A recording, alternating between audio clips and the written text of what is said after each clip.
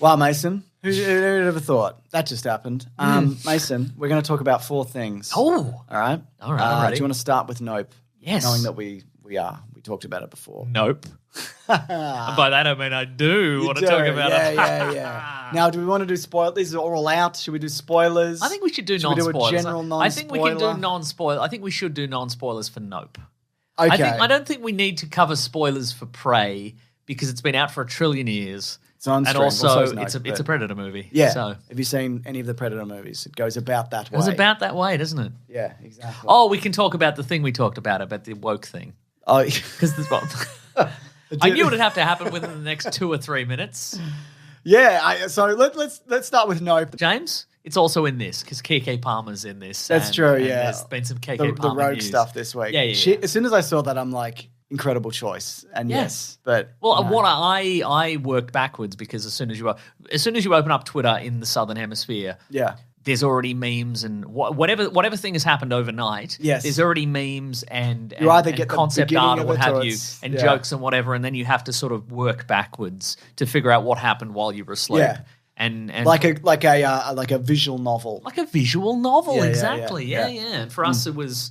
Yeah, but KK Palmer's somebody suggested she would be a good rogue, and then she tweeted that she would get. Where's my agent? Let's get this happening. Yeah. And then of course people made fan art, and people were mad about it, and so on and so forth. So Because I think it might have been the original video where it was like, the obvious choice of being like, well, she could be Storm or whatever. But like that's not a good choice at all. Like that, like if you took her personality and put it for Storm, that's boring and not making use of her abilities, yeah.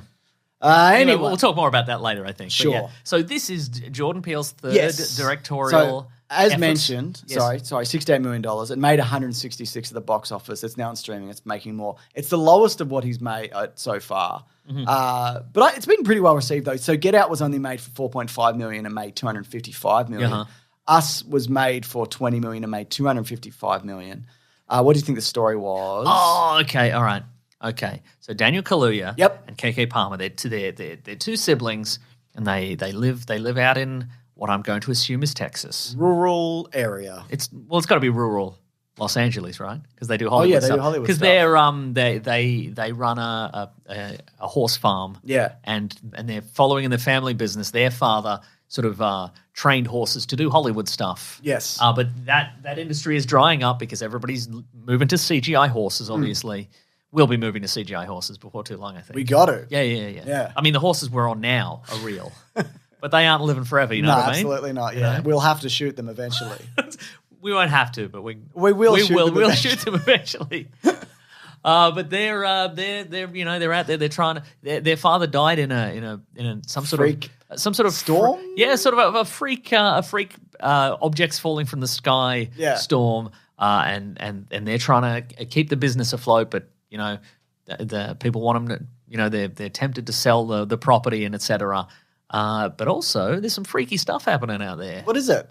Oh, I shan't be saying. Not in non-spoiler territory, James. No, this didn't come out here. This was delayed like a month. Yeah. So I luckily avoided all the spoilers for this, which was great because going in, I'm like, oh, if I'd have known this, I don't think I would have enjoyed this as much as I did. I thought this was wonderful. I had a very good time. Yeah, with this. I enjoyed this a lot too. But Yeah. it's very. And I didn't love Us either. We talked about it. I think as the concept, I'm like, I cannot get behind the this. movie Us. Yes. You love Us. We know each podcast other. pairing. We know each wow, other. wow. And our horses seem to get along. That's true for now.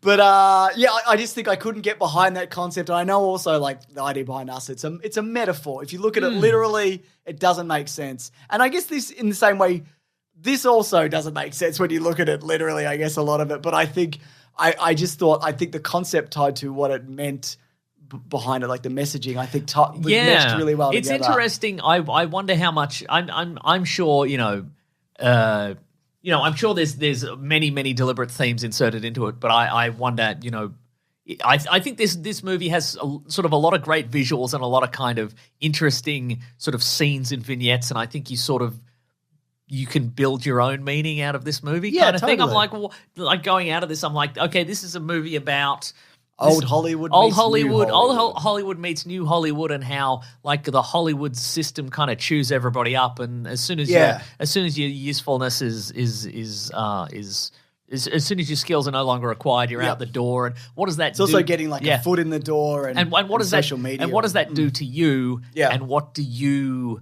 Or what are you willing to do to get? What are you willing to do to get? And what is your public... What is your public reaction to that kind of thing? Because we have a character in this who was a sort of a child actor on a TV series, and something horrendous happens on it, and which you think is unrelated, and it kind of is, but metaphorically it isn't, and also literally in some ways it's not. Also, that's right. And but when he retells the story of the of his time on this show, it's nothing but wonderful memories. Yeah. But we see inside his mind as he recounts this story as, this thing was crazy, but it clearly destroyed him, which I think is really interesting. And I think it's also the way that he survived it is not for the reasons that he thinks, which is ultimately his undoing. Yeah. Because he thinks he has it's a basic, you see it at the start, but basically a chimpanzee goes insane on a show and kills everybody except him. And he thinks it's because he has a connection with this thing. Yeah. But that's not the reason he survived, and he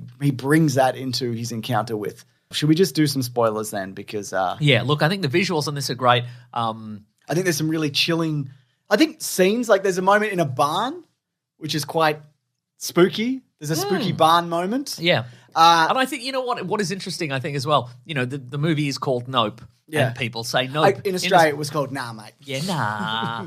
I don't reckon. Nah. Yeah, nah, mate. Nah. It was called She'll Be Apples, mate.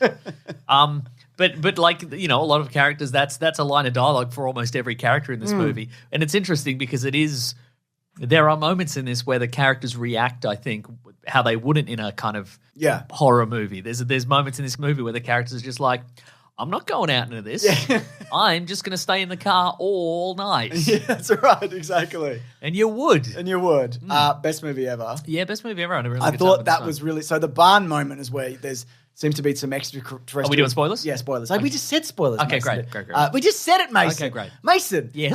And it's like a moment from Signs where some spooky alien creatures are coming towards him. It turns out to be kids or whatever. Yeah. But I love that reaction where he's just like, no, I'm not. Yeah. I'm leaving. Why would you further investigate? I would leave and come back the next day. Why would... That's insane. Yeah.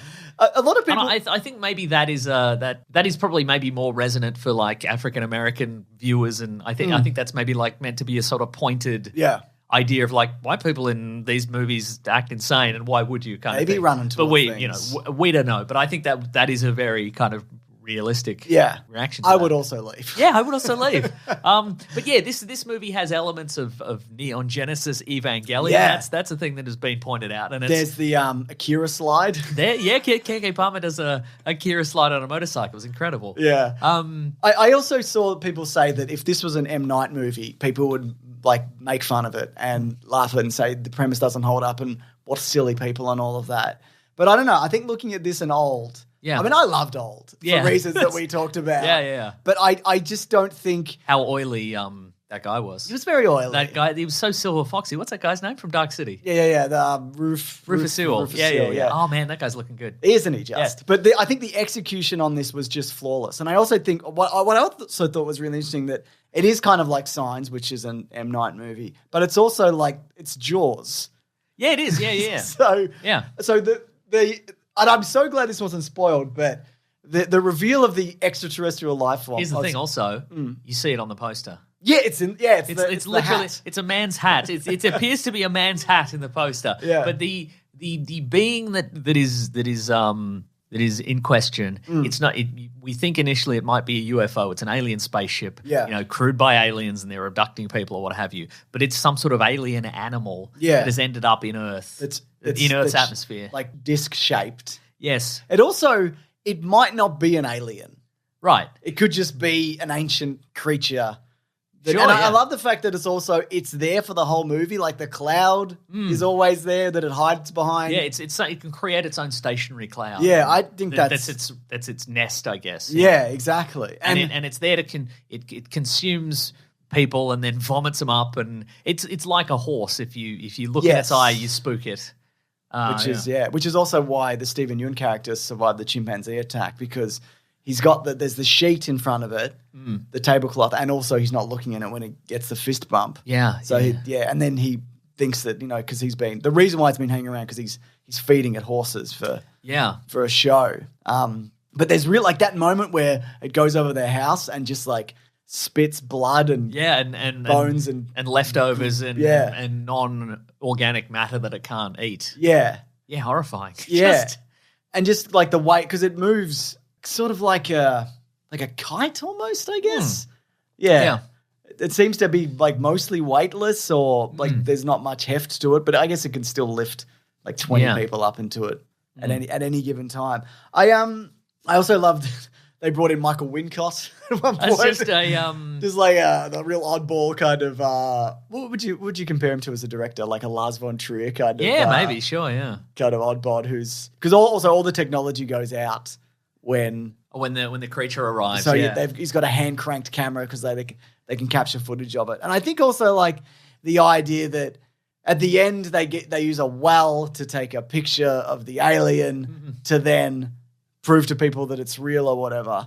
I think as a concept, literally that's nonsense because you'd see that and go, what is this? Yeah. Okay, great. But I think as a whole and just how it is two people not only desperately trying to survive in real life, but also to maintain relevancy and keep going and capture a new thing, capture a new thing like their ancestor.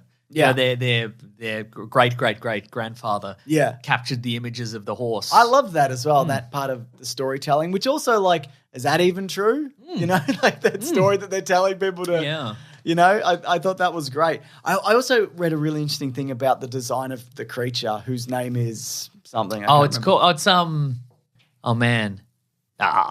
We'll figure it out. I can't remember. Anyways, I'm gonna look at it real quick. It unfolds. It's like Trachydax or something. Yeah, it unfolds like a big flappy sheet kind of anime monster thing. But apparently, some of that design was off what. The first interpretation of what angels look like. Yeah, this biblical angels. Biblical angels. So you can't kind of comprehend the scale. Jean Jacket, yeah, because it was a former horse. It was like Trachydax. You were close.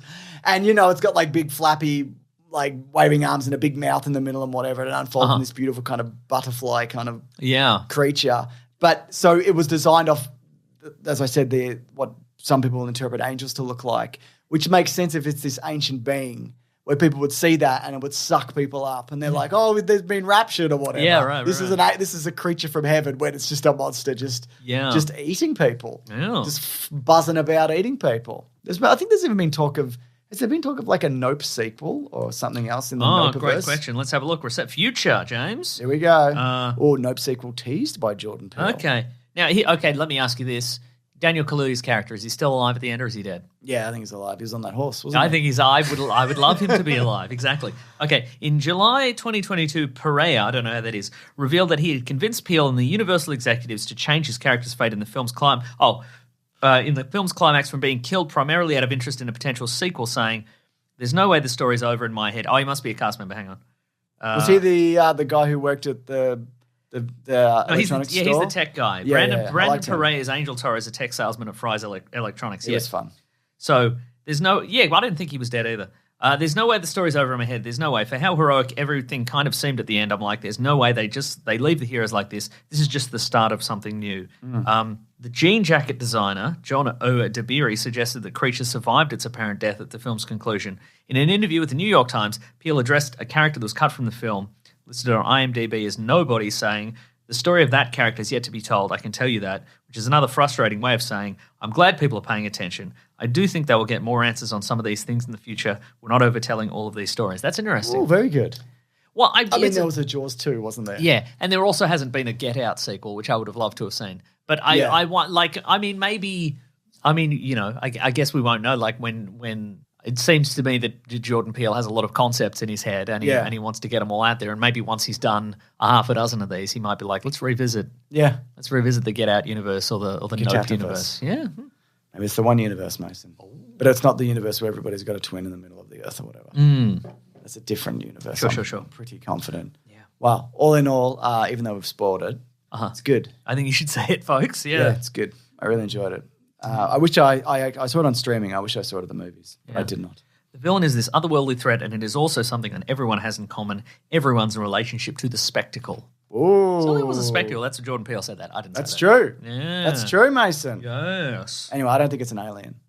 I don't think it can go interstellar. I think it's like a weird sheet. You know what I mean? You think it's Earth-based? I think it's Earth-based, yeah. Interesting, right. Where's it live? I guess in that The cloud. cloud, mate. Okay. Were you not paying attention to the cloud? No, it wasn't. Should we talk about Prey? Speaking of extraterrestrials. Oh, also, we should talk about, I was going to say Keke Palmer. People are mad about it. Oh, yeah. But it's fine. You should. I think all the mock-ups I've seen, she looks good in the thing. Yeah. And she's from Rogue's from Mississippi. Perfect. There's black people in Mississippi. I don't Exactly. know. What? Yeah. Wow. Also, there's no.